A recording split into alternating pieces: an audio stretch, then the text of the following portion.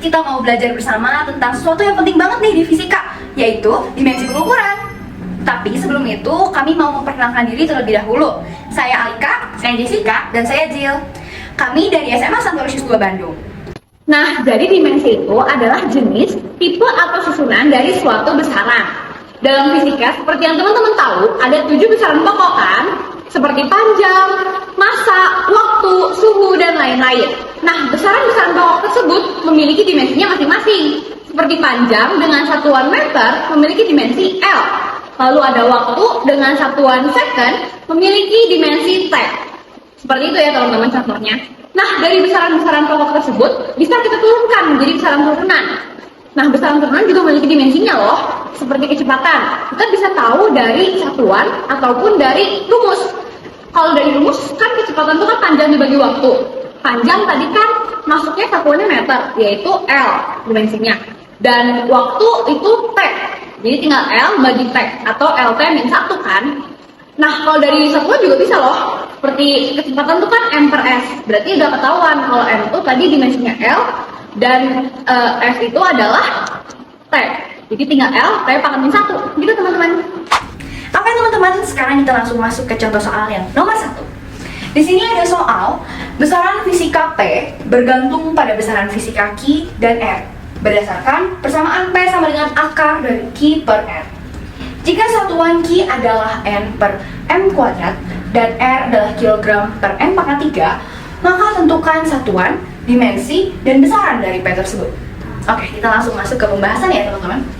Jadi di sini sudah dikatakan soal ya, kalau ada persamaan P sama dengan akar Q per R.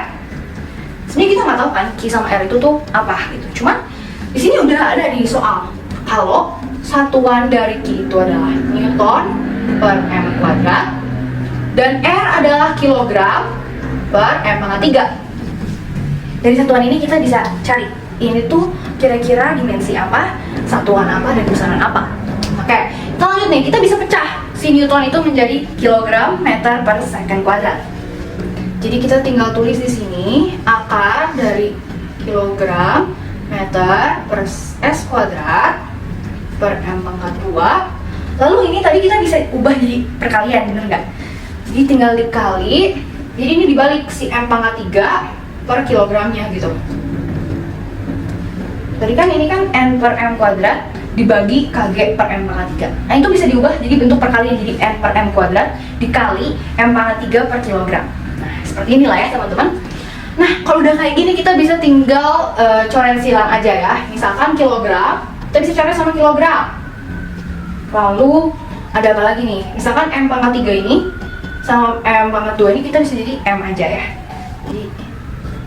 Jadi kita bisa tulis akar dari M kuadrat per S kuadrat. Nah ini kan masih dalam bentuk akar ya teman-teman. Jadi kita keluarkan dari akar menjadi M per X. Sudah terlihat ya ini kira-kira satuan apa. Jadi ini sebenarnya udah bisa menjawab satu nomor. Yang pertama itu yang satuan. Satuannya adalah M per S. Nah itu satuan. Lalu ditanya dimensi. Kira-kira dimensinya M per S itu apa ya? Nah, kita bisa pakai cara yang tadi. Misalkan M itu kan L, S itu kan waktu. Kita bisa ubah cara penulisannya menjadi L, T, pangkat, min 1. Nah, lalu besarannya. Besaran P-nya itu sebenarnya dari satuan juga udah ketahuan ya. Kalau besaran ini tuh adalah kecepatan. Ya, betul banget, kecepatan ya, teman-teman. Gitu. Udah kan soal nomor 1? Kita lanjut yuk ke soal nomor 2. Di sini nomor 2 soalnya adalah tentukan apakah rumus berikut benar secara analisis dimensi. Jadi kita tuh bakal nyari tahu ya apakah dari rumus-rumus ini tuh dimensinya benar atau enggak. Jadi soal nomor 2A ini tuh X sama dengan V kuadrat per 2A. Kalau yang B itu X sama dengan setengah kali A kali T. Di sini juga terdapat keterangannya ya teman-teman. X dalam meter, kalau V itu dalam meter per second, A dalam meter per second kuadrat, T dalam second. Langsung aja kita masuk ke pembahasannya gak sih? Jadi di sini X ini dalam meter. Tadi sudah dijelaskan di video yang sebelumnya Kalau meter itu termasuk panjang kan teman-teman. Jadi dimensinya panjang sekarang kalian udah tahu kan apa? Dimensinya panjang itu adalah L. Titik titik titik. Kenapa sih kita bisa titik titik titik? Karena kita tuh belum tahu apakah X sama dengan V kuadrat per 2A atau bukan sama dengan. Lanjut, V kuadrat. V di sini tuh adalah meter per second ya teman-teman. Jadi dimensi dari V adalah L T pangkat min 1 dalam kurung ya, karena di sini ada kuadrat pangkat 2 per 2A. Kalau dalam dimensi, angka itu tidak perlu dibaca teman-teman. Jadi kita langsung aja melihat si accelerationnya doang. Jadi duanya nggak usah dipakai. A di sini adalah meter per second kuadrat.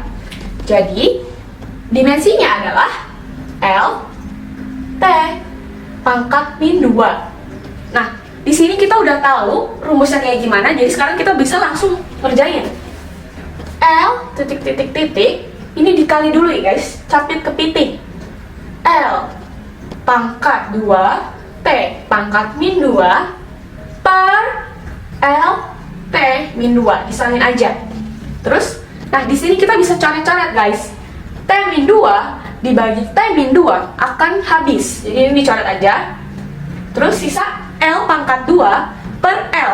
Di sini tuh kalau L pangkat 2 dicoret sama L, hasilnya tuh bakal tetap L ya. Jadi ini tuh L titik titik titik L. Nah, kalian tahu kan L titik titik L pasti harusnya L sama dengan L. Jadi ini jawabannya adalah sama dengan. Jadi pembahasan yang nomor 2A adalah L sama dengan L. Next, kita ke yang 2B. Nih, kita bisa lihat soal nomor 2B, X sama dengan setengah dikali A dikali T. Nah, jadi di sini X yang tadi kita bisa lihat, X itu dimensinya L. Titik-titik juga karena kita belum tahu. Setengahnya nggak usah dilihat teman-teman ya. Langsung aja kita ke A. A tadi tuh dimensinya adalah L T pangkat min 2 dikali T. T ini dimensinya adalah tetap T. Nah, lanjut dari sini kita bisa mengerjakan L titik titik titik L lagi T pangkat min 2 dikali T. T ini T pangkat 1 dikali itu bakal hasilnya berarti min 2 ditambah 1 jadinya min 1 teman-teman. Nah, kita bisa lihat L itu tidak sama dengan LT pangkat min 1. Jadi jawabannya di sini tuh bakal bukan sama dengan. Nah, teman-teman, jadi kita udah bisa nih menjawab soalnya. Tentukan apakah rumus berikut benar. Jadi yang nomor 2A itu benar rumusnya ya. Benar. Karena L sama dengan L. Nah, sedangkan yang nomor 2B, rumus berikut di sini tuh tidak benar. Kenapa? Karena L bukan sama dengan LT min 1. Harusnya tuh di sini tuh jawabannya tetap L juga ya guys. Tapi di sini tuh jawabannya LT pangkat min 1. Jadi rumus di sini tuh tidak benar.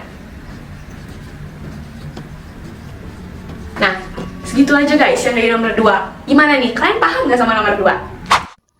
Kak, tolong jelasin nomor 3 dong. Boleh. Sini aku jelasin.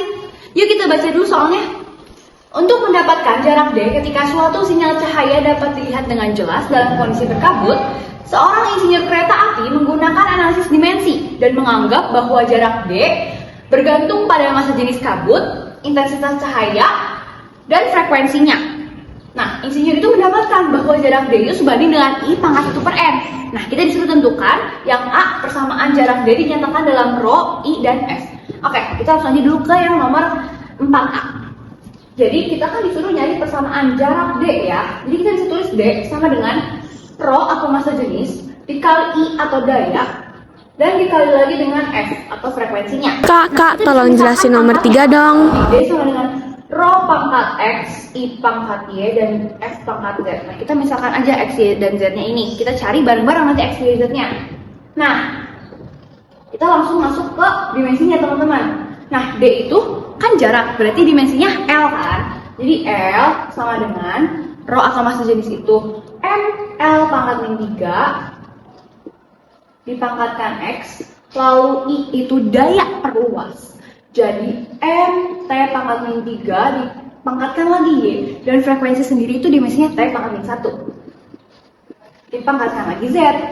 Nah, lalu kita bisa langsung aja M pangkat X tambah Y dikali L pangkat min 3X dan T pangkat min 3Y min Z. Nah, itu dengan capit kepiting ya teman-teman. Misalkan ini M pangkat X, L pangkat min 3X, M pangkat Y, T pangkat min 3Y, dan T pangkat min Z. Nah, ntar tinggal digabung-gabungin aja sesuai sama temennya. Jadi yang M sama yang M, yang L sama yang L, dan yang T sama yang T. Nah, lanjut nih teman-teman. Kalau yang persamaan sebelah sini, yang ruas kiri, itu sama aja kayak kalau kita tambahin M pangkat 0, L pangkat 1, dan M pangkat 0. Karena kan kalau pangkat 0 kan 1 kan, jadi kayak sama aja nggak ada gitu. Sedangkan sini kan ada L, yaitu L pangkat 1 kan. Jadi ini kayak dalam kurung aja, itu sebenarnya nggak usah dilihat juga nggak apa-apa gitu. Nah, tapi ini tuh membantu kita dalam persamaan yang ini nih. Kita bisa tulis X tambah Y sama dengan 0. Lalu, karena ini kan M pangkat X tambah Y, terus ini M pangkat 0 kan. Jadi pangkatnya kita sama denganin gitu. Lalu yang L juga kan, L ini kan pangkat min 3X sama ini pangkat 1, jadi kita bisa tulis min 3X sama dengan 1. Nah, kita bisa langsung cari X-nya, ketemu nih. X sama dengan min 1/3. Udah ketemu X-nya, kita bisa langsung ke Y-nya. Masukkan ke dalam persamaan yang ini.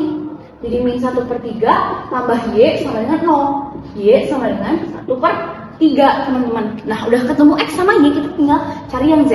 Nah, yang min 3Y min Z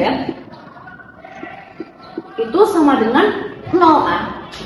Nah, Y-nya kita masukkan nih, min 3 dikali dengan 1/3 min Z sama dengan 0. Nah kita min 3 dikali 1/3 itu min 1, min Z sama dengan 0. Min Z sama dengan 1 kan. Nah, negatifnya kita pindahkan ke 1 ya. Jadi Z sama dengan min 1. Nah, jadinya masukkanlah variabel-variabel ini ke persamaan berikut. Jadinya kan D sama dengan rho pangkat min 1/3 dikali I pangkat 1/3 dan F pangkat min 1. Bisa nggak kalau aku tulis jadi 1/F dikali dengan, kita ubah dalam bentuk akar aja ya teman-teman. Akar pangkat 3 dari I per rho. Karena kan ini pangkatnya minus kan. Jadi kita bisa taruh di bawah aja. Jadi inilah persamaan untuk nomor yang A. Lanjut kita ke nomor yang B, guys. Yang B itu ditanya nilai M. Tadi di sini ada persamaan I pangkat 1/N. Sedangkan di sini tuh I-nya pangkat Y. Tadi Y sendiri itu adalah 1/3 kan teman-teman. Jadi kita bisa tulis I pangkat 1/N sama dengan I pangkat 1/3. Langsung kelihatan kan teman-teman kalau N itu sama dengan 3. Jadi, kenapa dimensi ini penting?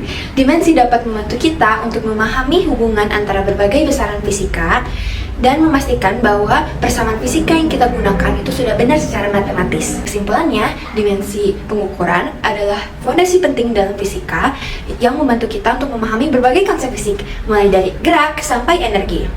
Terima kasih teman-teman telah menonton videonya. Semoga video ini dapat bermanfaat ya. Jangan lupa untuk terus belajar dan eksplorasi lebih jauh lagi tentang dunia fisika.